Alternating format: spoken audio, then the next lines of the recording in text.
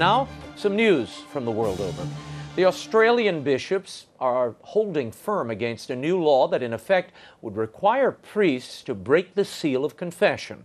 The law, passed by the legislative body for the capital city of Canberra, stipulates that all religious organizations must report any child abuse allegations, offenses, or known convictions within 30 days. This would include anything disclosed during the Sacrament of Reconciliation. President of the Australian Catholic Bishops' Conference, Archbishop Mark Coleridge, noted the Church's objection to the new law. Now, the Church doesn't want to protect criminals. It wants children to be safe from them. And the Church wants measures that really will make environments safer for children. But there's nothing to suggest that legal abolition of the seal will help in that regard. Whatever about questions of religious freedom or the sheer practicability of what's proposed, the real question is, will it make children any safer? And the Church's answer is no. And on Monday, Pope Francis accepted the resignation of Chilean Bishop Juan Barros. Barros was at the center of the Pope's and Chile's growing clerical abuse scandal ever since Francis appointed him bishop in Osorno in 2015. He did so over the objections of local faithful, his own sex abuse prevention advisors, and some of Chile's other bishops. He even came to Barros' defense in spite of allegations made by victims during his visit to Chile earlier this year. Barros had been a top lieutenant of Chile's most notorious predator priest, and according to victims, was a witness to the abuse. Barros has denied the charge. And the cause for the canonization of Archbishop Fulton J. Sheen is a step closer as the battle over his body seems to be coming to a close. The New York Supreme Court has ruled that the body of Archbishop Sheen must be removed from the crypt of St. Patrick's Cathedral to Peoria, Illinois, to hasten his cause for sainthood. The years-long legal battle between the late televangelist's niece, Joan Sheen Cunningham, and the Archdiocese of New York has delayed the cause. According to the canonical process, the remains of the deceased should rest in the diocese petitioning Rome for sainthood. Peoria picked up the cause after New York refused to do so. The world over has just learned that attorneys for Joan Sheen Cunningham have presented the Archdiocese of New York with a permit for disinterment and would like to see Sheen's remains removed within a week. Now, there has been much confusion about this case. In his will, Sheen wanted to be buried at Calvary Cemetery, the priest cemetery in New York. When Sheen died, Cardinal Cook got permission from Joan Cunningham to bury him at St. Patrick's Cathedral. The family always has a say in interment. Now, Joan Cunningham wants Sheen brought home to Peoria, as his desire was always to be a saint. This will facilitate the advancement of the cause. We will keep following this story. It's an important one, and hopefully this will be the end of the legal dispute. Here now to discuss the U.S. Bishop's stance on immigration policy from this week's spring meeting, as well as a few other important stories, is senior editor at First Things, Matthew Schmitz. Matt, welcome to the program. He joins us from New York. Thanks for having me on. Controversy erupted this week, Matt, over the detention of illegal alien children in the U.S., at the U.S.-Mexican border. And the U.S. bishops at their spring meeting in Florida began their proceedings with a condemnation of U.S. policy, particularly as regards asylum policy. USCCB President Cardinal Daniel DiNardo issued a statement read by his General Secretary. Here's a taste. We urge courts and policymakers to respect and enhance, not erode, the potential of our asylum system to preserve and protect the right to life. Additionally, I join Bishop Joe Vasquez, chairman of the USCCB's Committee on Migration, in condemning the continued use of family separation at the U.S.-Mexico border as an implementation of the administration's zero-tolerance policy.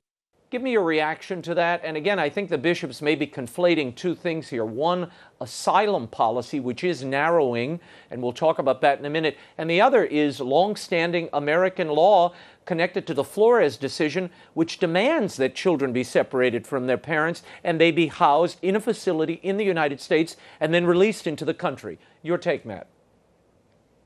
Right. So the first thing we should say is no one wants to separate children from their parents. Right. And if asylum seekers present themselves at one of the ports of entry in the country, rates of separation are much lower. So we're talking about people who have crossed the border illegally.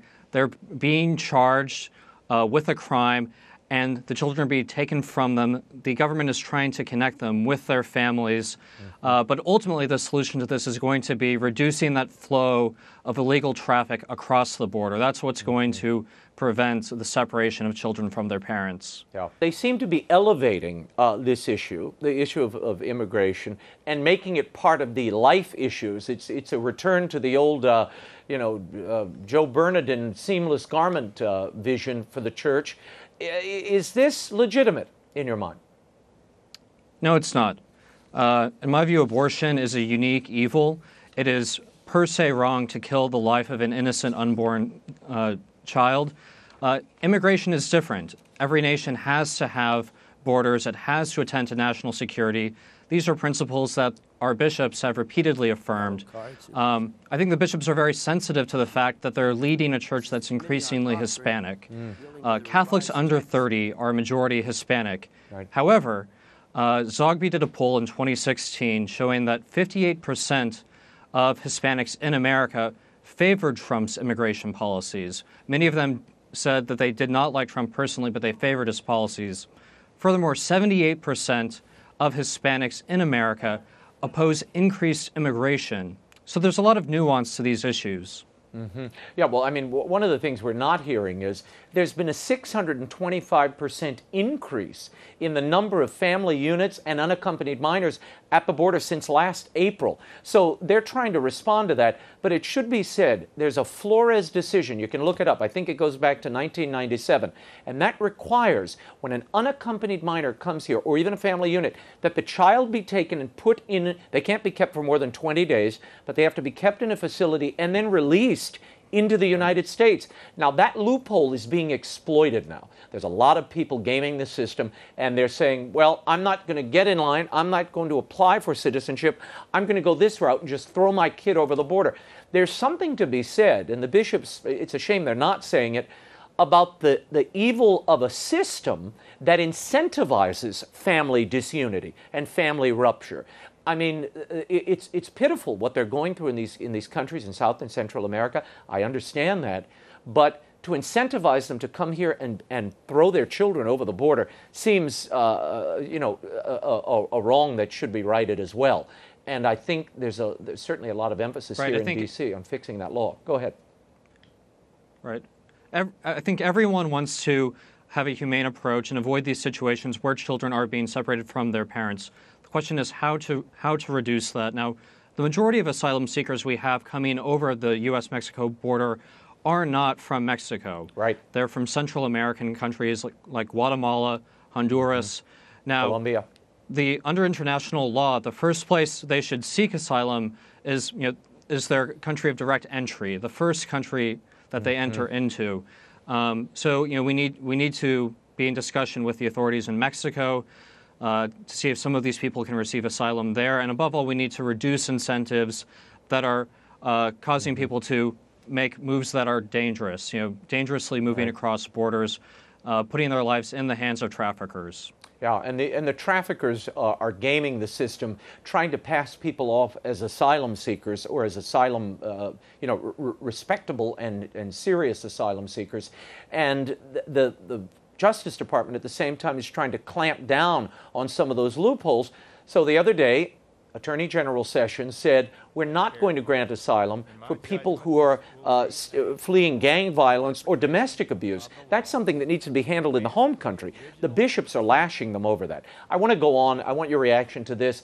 A little later in the spring meeting, Cardinal Joseph Tobin of Newark had the suggestion, and it sparked a lot of discussion, about sending a delegation of bishops to the border. Listen. I'm just going to make one suggestion now, and that is that this assembly delegate or mission a group of bishops to go to the border and inspect, to the best of our ability, the detention facilities where the children are being kept, as a sign of our pastoral concern and our protest.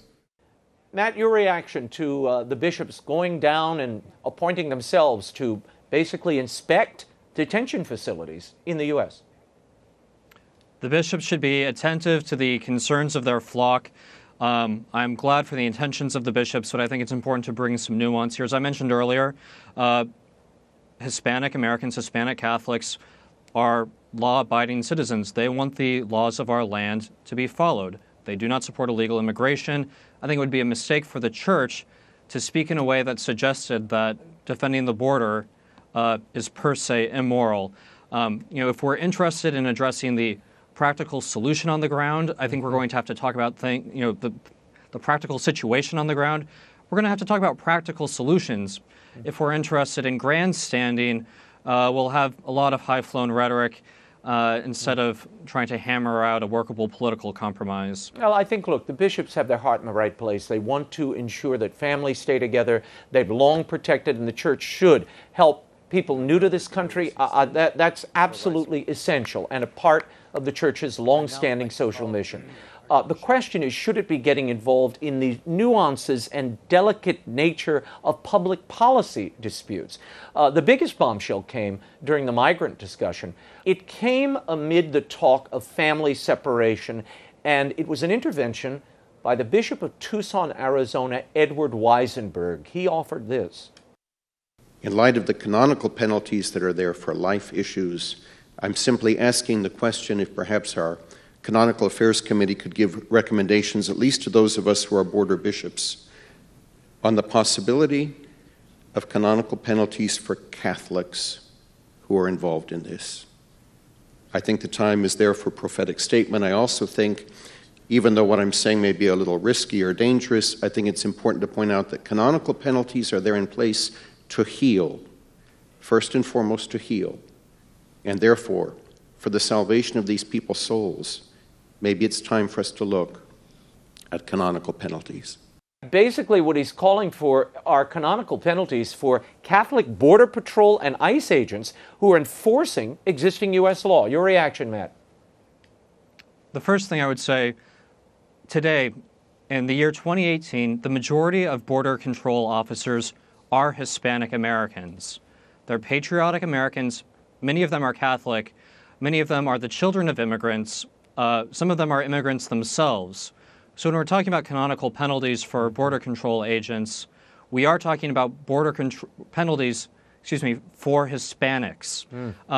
So there may not be an awareness of that among the bishops, but that should be kept in mind. These are 10 out of 11 current recruits for the Border Control Agency are Hispanic Americans. Yeah. So we need to have a sense that they're not attempting to be cruel, to be inhumane. These are people who are native Spanish speakers, many of them, fluent Spanish speakers, and they're trying to address this situation humanely. Yeah. Well, that's the main thing I would say. I saw a titanic backlash against this the other day when I talked about it in other media. And I got letters or emails rather from Border Patrol agents' families.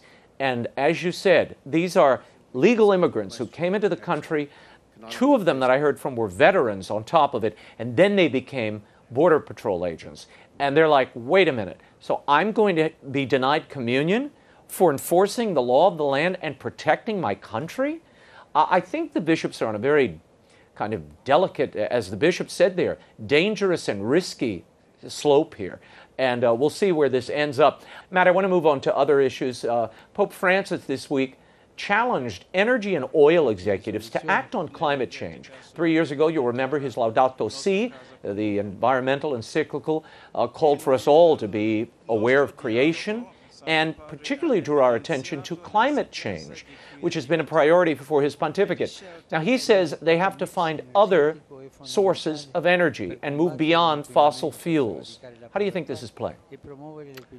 Well, I think the main reason that hasn't happened is that it's not very practically possible. Germany, a country that's very much committed to these goals, was unable to meet its 2020 targets for reducing carbon emissions. So there are just practical issues going on here. And furthermore, I'd say a lot of people mistrust this rhetoric about climate change because, it's like with environmental rhetoric. They think that there are bureaucrats somewhere that, want everyone to kind of, shut off their air conditioner or make it harder for farmers to go about their life or make it so that coal miners are unemployed. But they're not sure that those bureaucrats have their interests at heart. So the main way to move these issues forward, I think, would be to have a political leadership that people believe actually speaks for them and cares about their issues. And that's what we haven't had across the West for a long time. Also in the news this week, Catholic hospitals in Ireland are about to be forced to offer abortion services. This follows, of course, that referendum to liberalize abortion laws in Ireland. And whereas individuals can opt out of participation in abortions, the institution cannot. Are we seeing the end of Catholic health care in Ireland? We are indeed. Any institution that will call itself Catholic must refuse these orders or else drop the name Catholic. There's no other option. It's nothing could be worse than taking the life of an unborn innocent child, but to do it in the name of Christ and his church is unthinkable. What a pity, Catholic Ireland. Matt Schmitz, thank you so much for being here, and you can follow Matt's commentary at firstthings.com. Of course, the great flagship created by our friend Father Richard John Newhouse. Thank you for being here again.